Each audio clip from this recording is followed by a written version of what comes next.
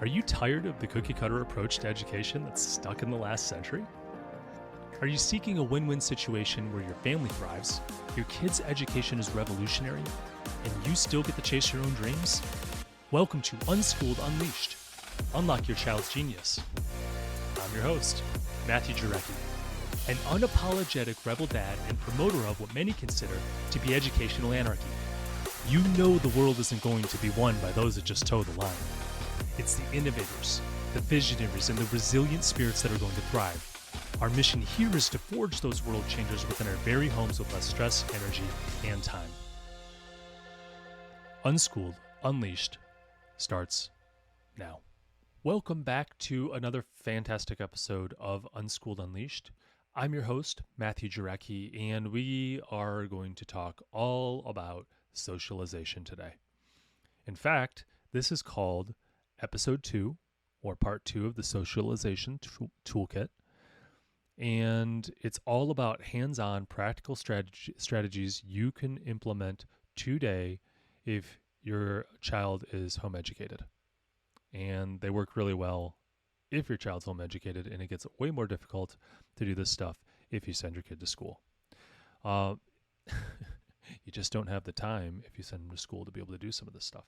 So, if you haven't listened to the first part of this series, the first episode of the Socializations Toolkit, it's the episode right before this, listen to that first because that talks about the importance of socialization, and it argues that home-educated children may actually have an advantage in socialization. So make sure you check that out because it's also going to talk a little bit about practical application. And this episode is purely about practical application. So enjoy. All right, let's dive into the first strategy to socialize your children when they're home educated, and that is extracurricular activities. Yes, you can do this at home as well. That can be through sports. That's the obvious one. You can enroll in sports to foster teamwork, leadership, and some cool shared experiences, and that's certainly an option. You can also do it through creative expressions. So it's not just sports, it's music, it's art, drama classes, and this encourages creativity and some mutual appreciation for some cool things that drive the human experience. We got my second oldest son in dance classes because he's coming up with his own dance classes to begin with. So for his birthday, we got him a package to try it out for a month where he gets out there and he learns a whole bunch of new dance moves and he's loving it. So we're definitely going to, if you would like, continue with that. They can actually do it competitively. He's not really interested in that right now, and I don't really care if he is. I just want him to dive into things that he loves and find people who are like-minded and build relationships with those kids. I think that's pretty cool because that's the way the real world works. It's not forced sitting in a class going, you will learn this, and everyone's trying to just get out of the work. We get our kids involved in like a chess club because they were into chess for a while. That kind of trailed off because the chess club wasn't too great. It was an after-school program, and the teacher just stood at the front, talked about it, then linked them up with someone, said play chess, and no one took it too seriously. It's more of an after-school program just to watch your kid if you had to have some kind of child care where you couldn't pick up your kid right away. So a lot of the kids weren't really interested in chess. It was just what they chose or their parents chose, you know. So our kids were... Actually, I have a funny story about that. My oldest went to chess club. His first time, right? He's a little nervous. And he gets there, and the teacher, who was actually the first round, was actually pretty decent from what he said. And he said, hey, guys, I'm, Mr. Whatever, and I want to know why you guys signed up for this chess club, after-school chess club. My son raises his hand and says, I want to learn how to play chess better. And I'm not even kidding. The entire class broke out into laughter because he was interested in the actual activity. Boy, oh boy, that kind of killed me, but it brought up some good conversations. Conversations like, why would people be in a class that they have no interest in learning about? He had no concept of that because he's not been in school. Also peer pressure and conformity and all those things. And I just made sure to support him and say, the fact that you want to learn chess, That's what separates you from everyone else in that class. You're going to be better than everyone else because you have a natural interest and you drive to learn and you're teachable, whereas they don't have that. So you're going to naturally be able to outpace them, and you got an endless supply of energy being intrinsically motivated because of that. And he appreciated it, but he just didn't understand why people would laugh, and that kind of hurt me a little bit. Anyways, basketball is another one we do. We do that every winter. Our kids are involved in, it's actually aligns with our values too, because it's through the church. Got a big church that puts on this thing called Upward Sports. And this might be a national thing, and they just participate with it. But all the coaches, and I was a coach last year, an assistant coach with much less responsibility for my second oldest son. And you're really teaching the kids values of teamwork, working together. We're trying to distribute the ball, not just go into the good player. We not just focus on winning, which we do track wins and losses, because that's a big deal to them. Trust me, they're keeping score either way. But because when they're young enough, they don't really keep score. It's more about just getting out there and learning. But trust me, they're keeping score. At least most of them are. And you teach them values. You teach them teamwork, how to work together, and they're also learning, how to play the game and a love for the game, and just, I don't know, it's just a cool experience. So get them involved in basketball. Baseball is another one. We do that every summer. Both my sons are involved in that too. And that's actually through the city that we do it. So our city puts up together all these teams. You just got to sign your kid up, and they actually keep most of the homeschoolers on the same team, which is kind of cool, because then you're meeting other homeschooling kids who have this, more availability with their schedule throughout the school year. And you get to know the parents, and you're all rooting together, and the kids are learning, and they got to practice with you, and they practice together, and they go out for ice cream after the games maybe. All that stuff is important parts of socialization, and extracurricular activities are an important part of that. In the future, I'd like to get them involved in maybe like band, to learn a musical instrument. I only did that for 1 year, and that was enough for me. Football, when they're old enough, if you're into that stuff. It doesn't stop there. My daughter wants to take ballet. She's been begging us for that, so we're looking at that. She's only 5. Gosh, and there's more. You can do like boating clubs and, just off the top of my head, there's just all these little things. You got stuff that's done remotely, that you can be involved with, and competitions, and, summer camps that teach some kind of skill. All good stuff. Another practical strategy for socialization is trying to develop them in whatever way that you really want to try and stretch them. Again, with unschooling, we try and let them direct it, but with intentional unschooling, if you don't know what that is, go back to my episode on intentional unschooling. It's where we're 10 out of 10 letting the child lead the way, but 10 out of 10 parental support to help them do that. And part of our responsibility as parents, I personally believe, is exposure to things that they might like or not like, to try and help them learn about themselves. And you have more insight as the parent, and I believe that's part of our responsibility. So socialization, building those practical skills, I think is important for us to think about it and try and encourage them to do that, and point out the value along the way, saying, here's where this is valuable, anywhere in life. And hopefully they take our advice, they put us in that guide role, and want to really dive into some of these things that might make them feel uncomfortable. But either way, we can help prepare them for those scenarios. I remember there was a time when I was pursuing medical school, and when I was pursuing medical school, I had to practice interviews. Interviews for the upcoming interview I had to a medical school. And I got pretty good. I thought, you really have to work on this stuff. It's just another, I thought it was a meta skill. Like, learning how to interview for something, not just is good for medical school. It's not just for good for jobs, but it's good for any time you're evaluating something, right? Because I was evaluating them as much as they were evaluating me. So these practice scenarios I think are very helpful. So you could create practice scenarios to help them build these communication skills and social etiquette on a regular basis. In some of those practice times, they don't even have to know they're practicing, right? We could do this at the dinner table. And they can learn how to socially interact with people. Like, we don't interrupt, and we don't do this, and we don't do that. We wait till someone's done talking. We say someone's name before we just start asking them a question or doing something like that. These are good things to do. Conflict resolution is another great skill to work on. It can prepare them for real world disagreements and misunderstandings for sure. We just had an example of that today where both my boys were outside. They were playing with the dog. Little Tootsie, who's 4 months old, little wiener dog running around we just got.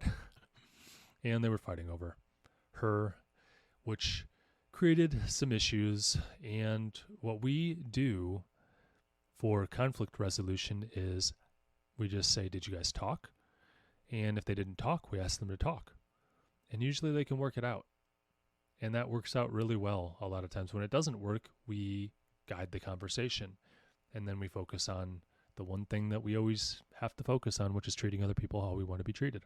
And once we are able to put the focus on that, we don't even have to point out where they're right or wrong. They recognize it themselves. And that's the goal, is for them to be able to identify it on their own. That's helping them, preparing them to be a good functioning adult out there. And this is a social skill, right? Other practical scenarios that we do practice is when we go out to eat, they order from the waiter or waitress. We treat them like little adults. They have to learn how to speak up. They have to get over their fear, because if they want food, they want those chicken nuggets, they got to speak up. It's a big motivator. We also, you also can run scenarios too. We haven't had to do that. That might be more for older kids, like preparing for that interview, that kind of thing. That was just something else I thought of. And then the conflict resolution, I just suggest that I don't want to suggest anything, honestly, but do what you think's best. I try not to get involved if I can help it, because that creates dependency, and I don't want to create dependency. Moving on, there is an option for online socialization in 2023. 2020 really propelled us. After COVID, everything went online, and honestly, everything was already online. We didn't use it as much. Now we're using it as primary in a lot of cases. So there are online forums, group projects, that kind of stuff, virtual meetups to build digital communication skills. And I think that's healthy. I don't think it's primary. I don't think this is what we should rely on, because it's so easy. And I think this is, what we're going to be primarily relying on in the future, unfortunately. That's not the way I want to set them up for success, because I love my child. I want to set them up for success in the future. I do think there's a component of this, so I'm going to teach it. Again, you might have to go over and get the iPad out and put some restrictions on it, because you don't want them getting into like weird stuff. I'll stop there about the weird stuff. But you're going to have to teach some online safety, and honestly, that's a good conversation to have. You're going to have concerns about their safety, talk with them about that, privacy, even digital etiquette. We don't want them to be just another negative voice on the internet. We don't need more of those. So, and honestly, we don't want them to indulge in this too much. And I say I think there's consensus that this isn't, being online and doing it that way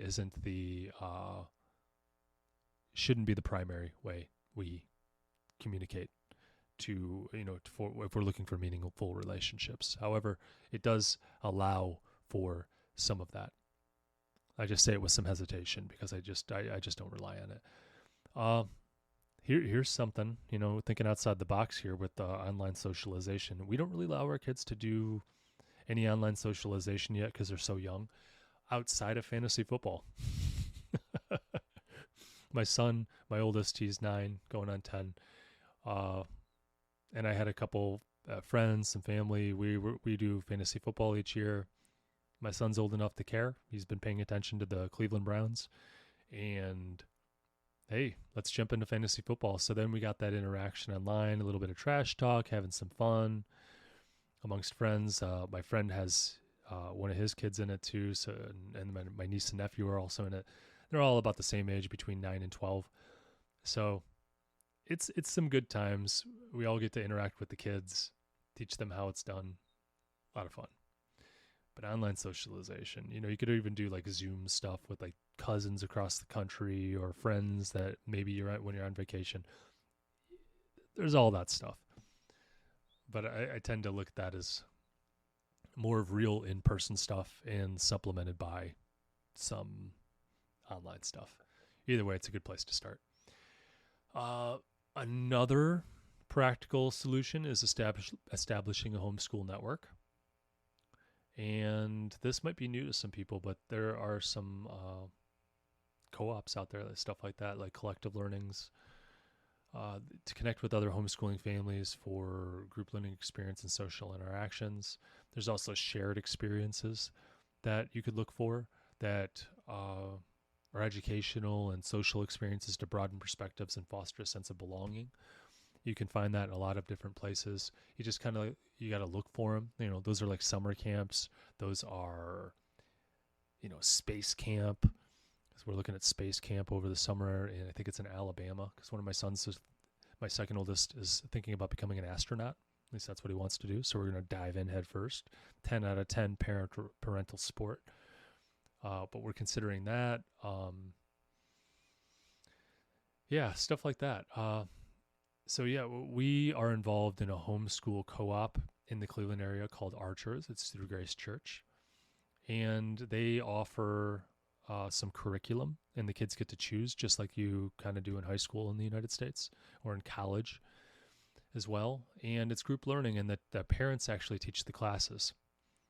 And you just select your load, course load, and go do it.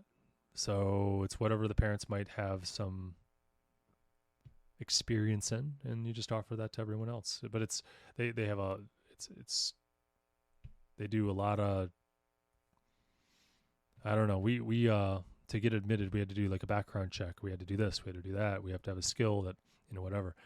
We're not actually taking the classes. They do father-daughter dances and like other cool stuff like that. And that's why we got involved, because our kids weren't interested in the classes this year. But in the future we will be doing something like that, and I'm sure they have some of that stuff in your city too.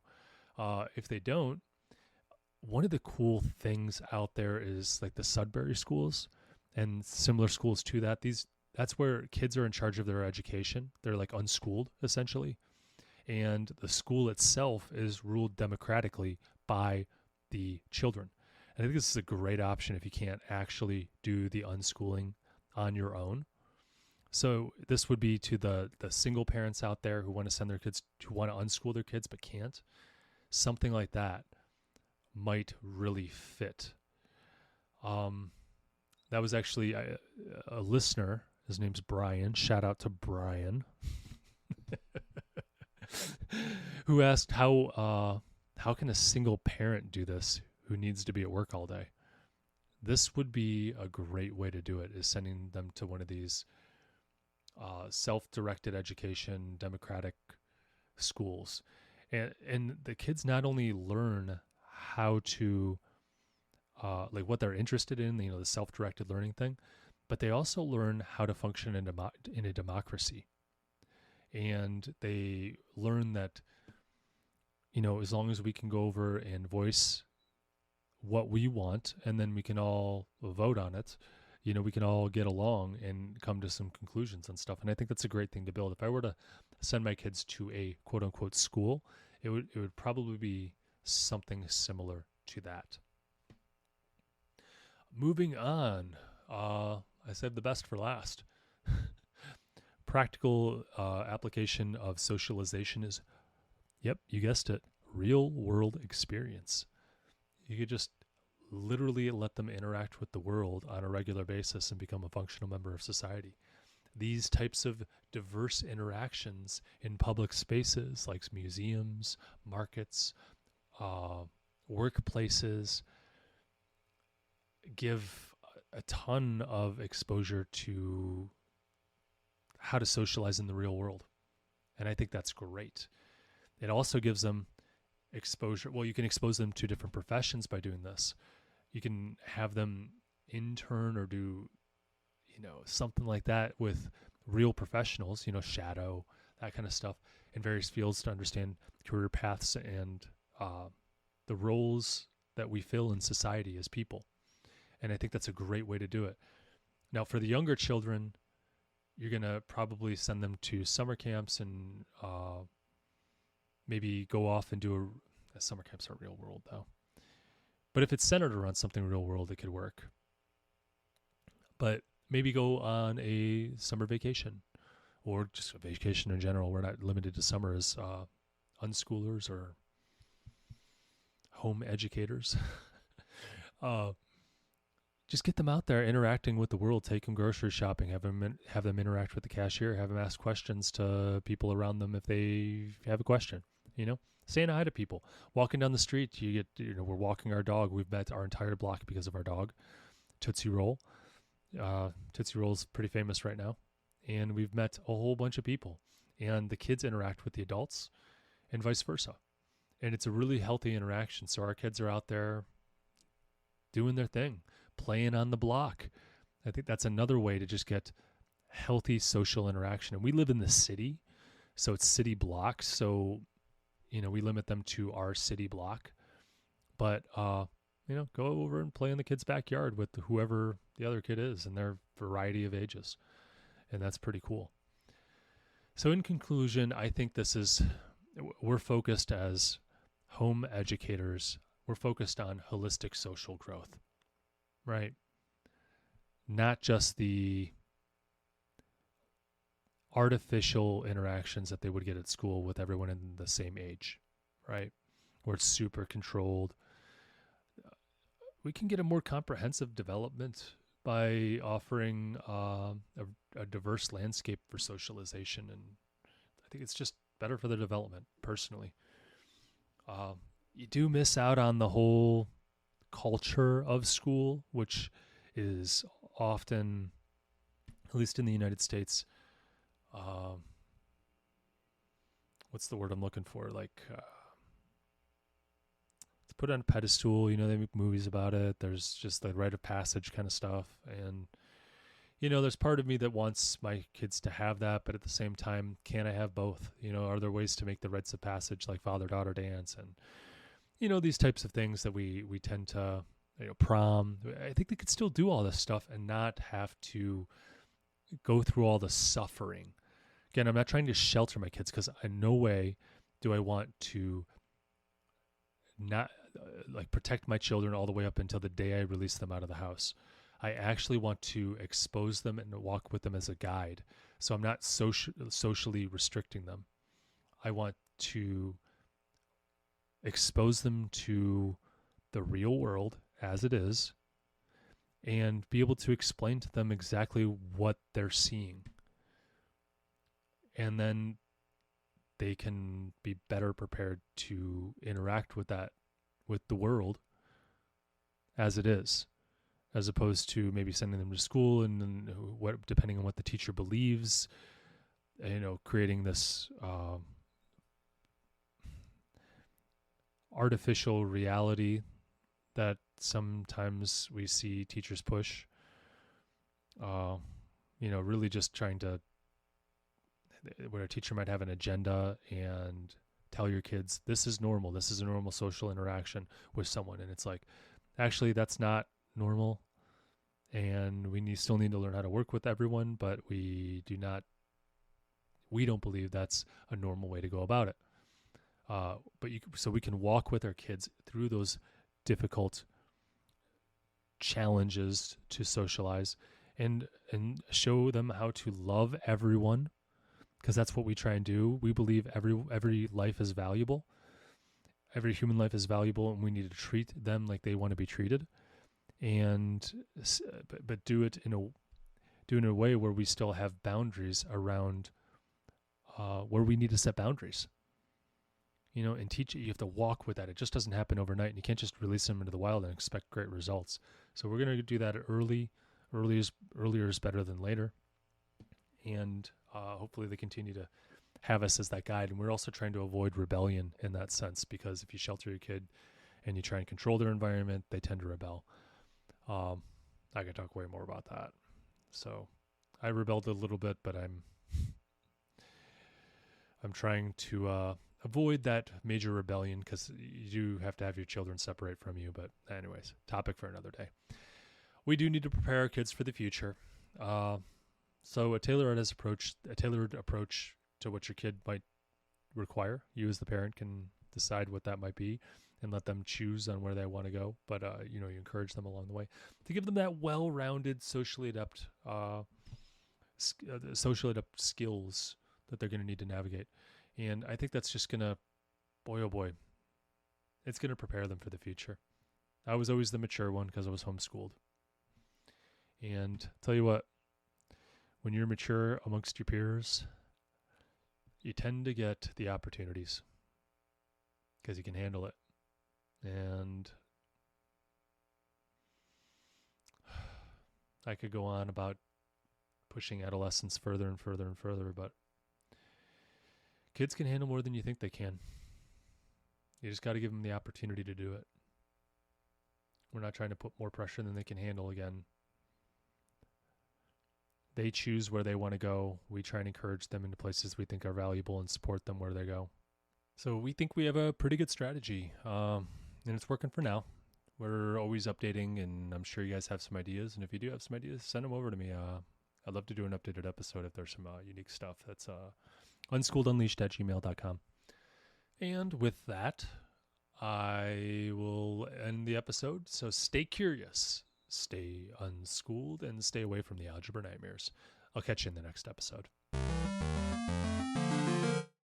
Parents, are you terrified your unschooled child isn't learning enough? Or are you a homeschooling veteran eager to level up by incorporating in unschooling principles? Maybe you're newly venturing into homeschooling and already doubting your decision. Whatever the stage, overwhelm is real, but it doesn't have to be. I'm Matthew Jarecki from Unschooled Unleashed, and I've got huge news. I'm thrilled to introduce Homeschool Rescue, Unschooled Unleashed's signature coaching package. Whether you're all in on unschooling or just dipping a toe, this tailored coaching package is your roadmap to a confident and thriving education no matter how hectic life gets. Bold moves make bright futures. Join our Homeschool Rescue coaching program through the link in the description and set your child's genius free.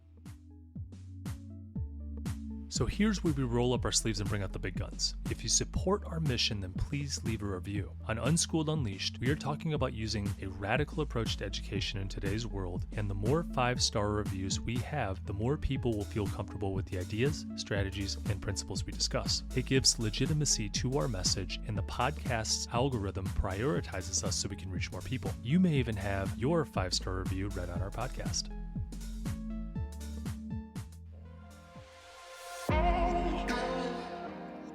Before I let you go, I have to pause and say this from the bottom of my heart.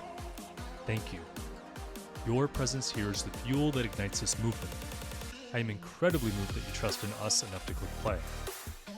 You, my friends, are the caped heroes in this story, the guardians of your family's learning journey, and a beacon of hope for your community. Be bold. Do what you think is best for you and your family. Thanks again for tuning in and taking this courageous leap outside of the box for this educational revolution. Welcome to the front line.